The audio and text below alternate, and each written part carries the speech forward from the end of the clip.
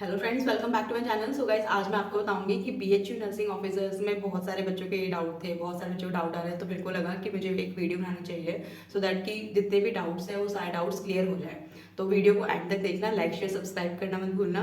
तो स्टार्ट करते हैं वीडियो कि बीएचयू नर्सिंग ऑफिसर में सबसे पहले डॉक्यूमेंट वेरिफिकेशन के टाइम पर जिन बच्चों को बहुत सारे डाउट आ रहे हैं, जैसे डॉक्यूमेंट वेरिफिकेशन में सबसे पहले एक्सपीरियंस सर्टिफिकेट का डाउट आ रहा है। एक्सपीरियंस सर्टिफिकेट में वहाँ पर क्लियर क्लियर लिख रखा है उन्होंने कि एक्सपीरियंस सर्टिफिकेट में बीएससी, अगर बीएससी तुमने कर रखी है तो उसके लिए आपको 1 ईयर का एक्सपीरियंस चाहिए, और अगर आपने जीएनएम कर रखा है तो आपको 2 ईयर का एक्सपीरियंस चाहिए, इंक्लूडिंग कि 50 बेडेड हॉस्पिटल होना चाहिए वो। ठीक है। अब आपने चाहे सीएचसी से करा हो या पीएचसी से करा हो या फिर आपने किसी भी हॉस्पिटल से करा हो, उसमें ये कंसिडरेशन होना चाहिए। एक्सपीरियंस सर्टिफिकेट जो भी आपको बना के देंगे वो लोग, आपके जितने हॉस्पिटल जहाँ से भी आपने एक्सपीरियंस लिया है वहाँ पर आपको कंसिडरेशन होना चाहिए। एक तो आपका हॉस्पिटल रजिस्ट्रेशन नंबर उस पर होना चाहिए एक्सपीरियंस सर्टिफिकेट पे, और इसके साथ साथ आपने ये पता होना चाहिए कि हॉस्पिटल में बेडेड कैपेसिटी कितनी है। उसमें ये सब चीज़ें क्लियर होनी चाहिए, क्लियर मेंशन होनी चाहिए। आपका नाम और आपका जो भी रजिस्ट्रेशन नंबर है वो तो चीज़ें होंगी, एम्प्लॉय आईडी सब चीज़ें होंगी। उसके साथ साथ आपका हॉस्पिटल रजिस्ट्रेशन नंबर होना चाहिए उस पर। उसके साथ साथ आपका हॉस्पिटल की कितनी बेडेड कैपेसिटी है, यानी कि अगर 50 बेडेड का मांगा है, 50 बेडेड से अबव चलेगा, लेकिन 50 बेडेड से एक भी बेड अगर कम हुआ तो बिल्कुल भी वैलिड नहीं होगा।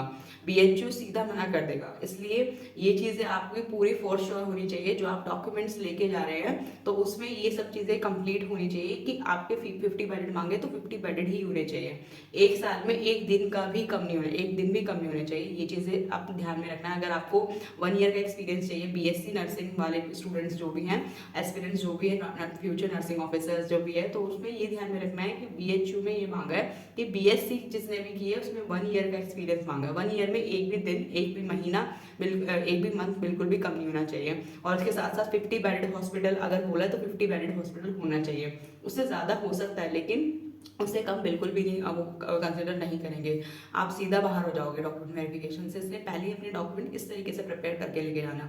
ठीक है। और अगर आप सैलरी स्लिप, जैसे नो ऑब्जेक्शन सर्टिफिकेट, कुछ कुछ हॉस्पिटल्स जो होते हैं नो ऑब्जेक्शन सर्टिफिकेट नहीं देते हैं, तो उसके बदले जो है रिलीविंग सर्टिफिकेट होता है, तो रिलीविंग सर्टिफिकेट बनवा सकते हैं हम। तो रिलीविंग सर्टिफिकेट में आपको ये सब चीज़ें कंसिडरेशन होना चाहिए कि वो एक्सपीरियंस सर्टिफिकेट में ऐड कर देते कि तक आपने रिलीव किया, तो फिर ये वो नो ऑब्जेक्शन सर्टिफिकेट और रिलीविंग सर्टिफिकेट दोनों मतलब एक साथ ही कंसिडर हो जाते हैं वो। ठीक है। इसके साथ साथ अगर आपको ये बोला गया है कि सैलरी स्लिप भी लेके जानी है, जहाँ पर भी आपने हॉस्पिटल से एक्सपीरियंस गेन किया है उसके लिए लास्ट 3 मंथ्स की सैलरी, उसमें जहाँ पे भी आपने काम किया था उसमें 3 मंथ्स की सैलरी स्लिप आप एचआर डिपार्टमेंट में वहाँ पे जाना है और उनकी स्टैंप जरूर लगवानी है। जो भी आपने सैलरी स्लिप ली है वहाँ से उनकी स्टैंप लगवाना जरूरी है। ठीक है। ये चीज़ें ध्यान में रखना। एक्सपीरियंस सर्टिफिकेट का मैंने बता दिया आपको कि एक्सपीरियंस सर्टिफिकेट में आपने ये चीज़ देखनी है कि आपको बोला क्या गया है। डॉक्यूमेंट वेरिफिकेशन में आपको जो मेल आया है उसमें जो भी डॉक्यूमेंट्स लिखे हुए हैं वो एकदम पर्टिकुलर होने चाहिए कि आपके पास, तभी वो कंसिडरेशन होगा। वरना अगर इसमें से एक भी चीज़ें कम होंगी तो वो सीधा बाहर कर देंगे आपको। मैं आपको डरा नहीं रही हूँ, आपको एक रियलिटी बता रही हूँ जो बीएचयू करता है। बीएचयू क्या, हर कोई हॉस्पिटल जब भी डॉक्यूमेंट वेरिफिकेशन होना है तो वो सब एक एक डॉक्यूमेंट्स सब चीज़ें देखते हैं। जैसे कास्ट सर्टिफिकेट अगर बोला है तो कास्ट सर्टिफिकेट में भी अगर ओबीसी सर्टिफिकेट वो अपडेट नहीं है तो फिर सीधा रिजेक्ट कर देंगे वो। ऐसे ही होता है डॉक्यूमेंट वेरिफिकेशन। आपको डरने वाली बात नहीं है, लेकिन एक रियलिटी बता रही हूँ। एक रियलिटी आपको पता होनी चाहिए कि अगर आपके साथ वहाँ पर ऐसा कुछ होता है तो ये चीज़ मत सोचना कि मेरे साथ ऐसा कुछ हुआ है, ये चीज़ मेरे को पता नहीं थी। इस चीज़ के बारे में आपको पता होना चाहिए कि आपके पास किसी भी डॉक्यूमेंट नहीं होंगे अगर डॉक्यूमेंट वेरिफिकेशन के टाइम पे, तो आपको नॉट एलिजिबल कर देंगे वो सीधा। इसलिए अपने डॉक्यूमेंट्स इस तरीके से प्रॉपर तरीके से लेके जाने हैं, अपने डॉक्यूमेंट जो भी हैं। फिर इसके बाद सैलरी स्लिप की बात हो गई और बैंक की स्टेटमेंट बोला उन्होंने। तो बैंक के स्टेटमेंट में जो भी आपने उस टाइम पे, ड्यूरिंग द टाइम ऑफ जब आप एक्सपीरियंस गेन कर रहे थे उस टाइम का, आप बैंक की स्टेटमेंट निकलवा सकते हो। लास्ट 3 मंथ्स की स्टेटमेंट निकलवा सकते हो। ठीक है। सैलरी स्लिप हो गया। और बच्चों को ये भी डाउट था कि कास्ट सर्टिफिकेट अगर है तो कास्ट सर्टिफिकेट में जो SC ST कैटेगरी जो होती है उनका कोई अपडेट नहीं होता है। उनका जो एक है सिंगल वही चलता है। लेकिन जो ओबीसी सर्टिफिकेट होता है उनमें क्या होता है, उस सर्टिफिकेट में क्या होता है, उसमें 6 मंथ्स, एवरी 6 मंथ्स में आपको अपडेट करवाना होता है। वो अपडेट जरूर करवा लेना। अगर डॉक्यूमेंट वेरिफिकेशन की डेट आपकी 21, 22, 23 है तो you have much more time to update your documents. अपनी सैलरी स्लिप, अपना एक्सपीरियंस सर्टिफिकेट अच्छे से करवा लेना। लेना। और एक डोमिसाइल सर्टिफिकेट होता है जो सेंट्रल का बनता है। जो डोमिसाइल सर्टिफिकेट में ये है कि आपका एड्रेस प्रूफ होता है कि आप वहाँ के वो हो, क्या नाम है, वहाँ के नागरिक हो, उस स्टेट के नागरिक हो जो भी है। तो फिर इसलिए आपको डोमिसाइल सर्टिफिकेट जरूर बनवा लेना, डोमिसाइल सर्टिफिकेट जरूर बनवा लेना। और बर्थ सर्टिफिकेट जो होता है आपका, बर्थ सर्टिफिकेट अगर नहीं है तो आपका 10th का जो रिपोर्ट कार्ड है, 10th का जो रिजल्ट है वो आपका चल जाएगा, ठीक है। तो मैंने जो डॉक्यूमेंट्स आपको बताए थे वो वीडियो एकदम सही है। उसके बाद मेरे को बहुत बच्चों के डाउट आ रहे थे कि मैम ज्वाइनिंग कब होगी। एक डाउट ये भी था कि मैम ज्वाइनिंग कब होगी। तो ज्वाइनिंग में क्या है, ज्वाइनिंग आपके 4 से 5 दिन आपको वहाँ पर स्टे करने के लिए बोला है। जो भी डॉक्यूमेंट जिसके पास भी मेल आया होगा उसमें ये लिख रखा है साफ साफ कि 4 से 5 दिन अपना स्टे के लिए अपने पैकिंग सामान लेकर जाना। क्योंकि वहाँ पर ऐसा भी हो सकता है मेडिकल में टाइम लग जाता है, क्योंकि उनकी रिपोर्ट्स आने में, फिर वो फाइनलाइज करते हैं, फिर वो मेडिकल सुपरिटेंडेंट देखता है, तो फिर उसमें टाइम लग जाता है, इट टुक टाइम्स। तो फिर इसलिए आप 4 से 5 दिन का स्टे का सामान लेकर आना अपना। क्योंकि ज्वाइनिंग जो होती है, ज्वाइनिंग उसके मे बी उसके बाद ही करवा दे आपकी ज्वाइनिंग, या फिर ज्वाइनिंग में आपको 10 से 15 दिन बाद बुलाए आपको ज्वाइनिंग के लिए, जब सबके डॉक्यूमेंट वेरिफिकेशन हो जाता है फिर उसके बाद ज्वाइनिंग होती है, ठीक है। तो इसलिए ये ध्यान में रखना कि अपना स्टे का सामान जरूर लेकर आना। जो भी बच्चे दूर से आ रहे हैं, अदर स्टेट से आ रहे हैं, तो अपना स्टे का सामान जरूर लेकर आना, बैग पैक करके अच्छे से लेकर आना। और इसके साथ साथ अपने जितने भी डॉक्यूमेंट्स हैं वो एक जगह रख लेना, अपने सीक्वेंस से लिख लेना। जैसे 10th 12th का मैंने सर्टिफिकेट बताया था आपको, कैरेक्टर सर्टिफिकेट बनवाए, कैरेक्टर सर्टिफिकेट आप अपने हॉस्पिटल से भी बनवा सकते हो, या फिर अपना जो भी आपके डिस्ट्रिक्ट वो है SDM ऑफिसर्स हैं उनसे जाके पास के जो भी लेखपाल जो होते हैं उनसे आप बनवा सकते हैं character certificate. NOC no objection certificate में आपका रिलीविंग सर्टिफिकेट भी चलेगा। उसके साथ साथ आपका अपना रजिस्ट्रेशन नंबर होना चाहिए, कंप्लीशन ऑफ द मार्कशीट जो आपने कंप्लीट हो गई है 4 ईयर्स, जैसे BSc अगर करी है तो उसमें आपका रजिस्ट्रेशन नंबर आपके पास होना चाहिए। कंप्लीशन मार्कशीट होती है वो भी आपके पास होना चाहिए। और एक माइग्रेशन सर्टिफिकेट भी होता है, अपना माइग्रेशन सर्टिफिकेट भी बनवा लेना। माइग्रेशन सर्टिफिकेट आपका स्कूल से ही बन जाता है, ठीक है। कुछ डॉक्यूमेंट्स ऐसे हैं, अपना एडमिट कार्ड जरूर निकलवा लेना। एडमिट कार्ड के साथ मार्कशीट जितनी भी है, ए सर्टिफिकेट आपका 10th का हो जाएगा। उसके बाद आपका कैरेक्टर सर्टिफिकेट बन गया है, RN सर्टिफिकेट जो भी आपका डिग्री का है वो आप अपना बनवा लेना।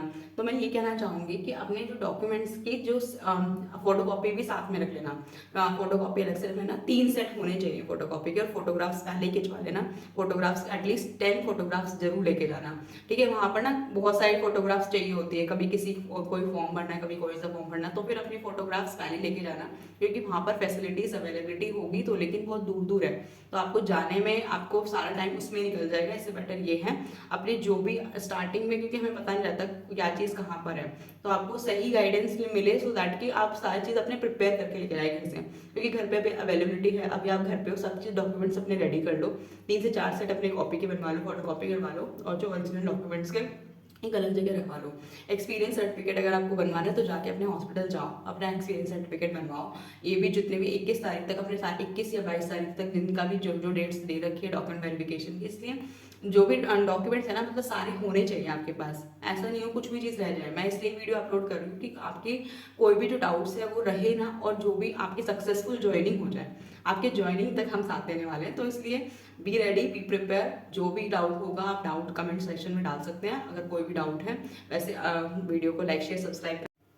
और हाँ, एक और चीज़ मुझे बतानी थी कि जो आईडी प्रूफ है ना आपका, वो आईडी प्रूफ, अपना आईडी प्रूफ जैसे आपका आधार कार्ड है या फिर पैन कार्ड है, तो आधार कार्ड पैन कार्ड जरूर लेके जाना अपना। आधार कार्ड के साथ आधार कार्ड में आपका अपडेट है, फ़ोन नंबर अपडेट है या नहीं है, और इसके साथ साथ आपका जो एड्रेस है अपडेट है या नहीं है, और इसके साथ साथ आपका जो डेट ऑफ बर्थ है वो अपडेट होनी चाहिए आधार कार्ड में। और इसके साथ साथ आपको एक और चीज़, अगर जैसे ये ना, अगर आप डॉक्यूमेंट वेरिफिकेशन करने के लिए जाते हो और आपका कोई डॉक्यूमेंट नहीं रहता है, मतलब कुछ डॉक्यूमेंट मिस हो गया या आप नहीं लेकर आए, या फिर आपका वो पूरे नहीं है, तो कोई भी डॉक्यूमेंट्स अगर आपके पूरे नहीं होते तो आपको 7 डेज का टाइम दिया जाता है, 1 वीक का टाइम दिया जाता है। इसलिए डरने वाली कोई बात नहीं है। जैसे अगर आपको कुछ डॉक्यूमेंट मिस हो गया, गलती से मिसप्लेस हो गया या गलती से नहीं है आपके पास, तो आपको 7 डेज का टाइम दिया जाता है कि अपने डॉक्यूमेंट्स को पूरा करने के लिए। तो फिर वो जब 7 डेज का जो टाइम दिया जाता है उसमें आपको एफिडेविट लगाना पड़ता है। एफिडेविट कहीं से ही बना के, जो 10 रुपये वाला एफिडेविट होता है वो आप बनवाकर उसको वहाँ पर जाके पेस्ट लगवा सकते हो, सो दैट कि आपको टाइम मिल जाए। वहाँ पे आप टाइम के लिए रिक्वेस्ट भी कर सकते हो आप। जैसे अगर आपको साथ कुछ ऐसी चीज़ प्रॉब्लम हो जाती है कि अगर आपके पास कोई डॉक्यूमेंट नहीं है और क्योंकि एक गवर्नमेंट जॉब है, तो गवर्नमेंट जॉब को लेकर ऐसे कोई इस तरीके से नहीं करेगा कि सीधा आपको वो कर दे, सीधा आपको मना कर दे कि अब आपकी ज्वाइनिंग नहीं होगी। ऐसे घर घबराने वाली बात नहीं है वहाँ जाके। अगर आपको ऐसी कोई कंडीशन हो जाती है तो आप सीधा वहाँ पे टाइम के लिए रिक्वेस्ट मांग सकते हो, और जब आप टाइम के लिए रिक्वेस्ट मांगोगे तो मिलती भी है टाइम। टाइम मिलता है, पूरे 7 डेज का टाइम मिलता है, आप अपने डॉक्यूमेंट्स कंप्लीट करवा सकते हो उस टाइम ड्यूरेशन में। तो इसलिए डरने वाली कोई बात नहीं है। आपने इतना बड़ा एग्जाम क्रैक किया है तो ये छोटी मोटी चीज़ है, document verification is a small thing. और आपने एक बड़ी चीज़ कंप्लीट कर लिया, आपने एक बड़ा टेस्ट को कंप्लीट किया है, तो ये बहुत बड़ी बात है। तो इसके बाद अब डॉक्यूमेंट वेरिफिकेशन में डरने वाली कोई बात नहीं है। अगर आपके डॉक्यूमेंट पूरे नहीं भी हुए तो भी आपको टाइम मिलता है, मैंने 7 डेज का टाइम मिलता है। वो आपको बोलते हैं कि एक एफिडेविट लगवा दो 10 रुपीज़ वाला, कि आप उसमें ये स्टेटमेंट होती है कि मैं आप 10 दिन में आपको या 7 डेज में आपको ये डॉक्यूमेंट प्रोवाइड कर दूंगा, चाहे वो किसी से भी रिलेटेड हो, कोई भी डॉक्यूमेंट हो जो आपका पूरा नहीं है, तो आप उसके लिए टाइम भी रिक्वेस्ट कर सकते हो। अपना मतलब वहाँ पर जाके अपने दिमाग को मतलब ये रखना है कि क्या क्या चीज़ें वहाँ पर हो रही है, सब चीज़ मतलब एकदम अपडेट रहना है, अप टू डेट रहना है एकदम, कि क्या चीज़ें चल रही हैं एकदम। आपको सब चीज़ें वहाँ पे पता होना चाहिए, और आपको नहीं पता तो कोई ना कोई ऐसा है, हर कोई हेल्प करता है वहाँ पे, कि अगर डॉक्यूमेंट वेरिफिकेशन हो रहा है तो बच्चा पहली बार आया है, कुछ भी नहीं पता है उसको कि कैसे होगा, तो इसलिए डरने वाली कोई बात नहीं है। वहाँ पर हर कोई हेल्प करता है। अगर आप वहाँ डिपार्टमेंट में जाते हैं, जैसे आपको बुलाया गया है, कहाँ पे बुलाया गया है, आपको होलकर हाउस में बुलाया गया है, BHU में 9:30 बजे बुलाया गया है, ठीक है। जिन फर्स्ट डॉक्यूमेंट वेरिफिकेशन जो है 21 या 22 अगस्त को है, तो इसलिए वहाँ पर जाकर आपको बिल्कुल भी वहाँ जाके पहले ही चले जाना और पूछ लेना, कुछ भी डॉक्यूमेंट से रिलेटेड आपको कुछ चीज़ पूछनी है, या फिर ज्वाइनिंग से रिलेटेड आपको कुछ चीज़ पूछनी है, तो आप वहाँ पे जाके आराम से पूछ सकते हो। कोई डरने वाली कोई बात नहीं है। अपने पॉइंट्स रखोगे, अपनी प्रॉब्लम बताओगे, तो फिर वो आपको सॉल्यूशन भी बताएंगे कि इसका सॉल्यूशन ये चीज़ हो सकती है, ठीक है। इसलिए ज़्यादा डरने वाली कोई बात नहीं है। अगर कोई भी डाउट हो तो कमेंट सेक्शन में आप अपने डाल सकते हैं। और thank you for listening me.